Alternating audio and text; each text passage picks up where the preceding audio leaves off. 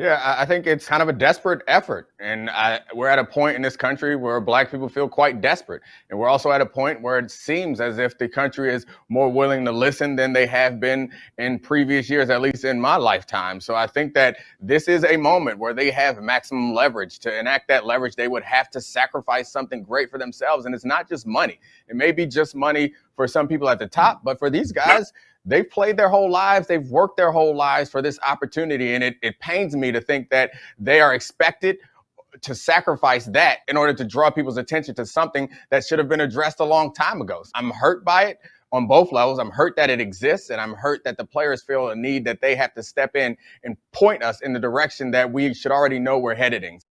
This is a kind of dystopian version of parenting. What these athletes are saying is, if you don't shape up, if you don't start valuing Black lives, we're going to take your games away. You're not going to be able to play with your toys. And that is so unbelievably sad that that is a plausible threat, which it is, but also that they feel the need to do so.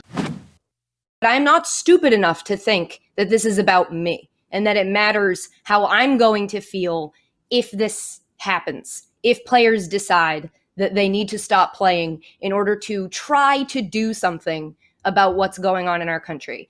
And it's funny, we police the way that people try to do things. If they wear t-shirts, we're like, that's not gonna do anything. But then they're like, okay, I'm not gonna play games then.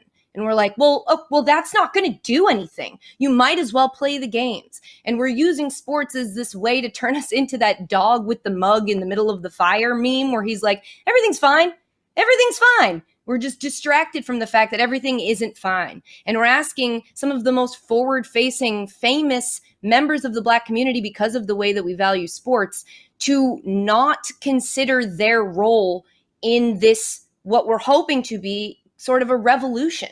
You know, these are people who are going to be asked, if this continues to make the progress that we're hoping that it's going to make, these people will be asked, where were they when this happened?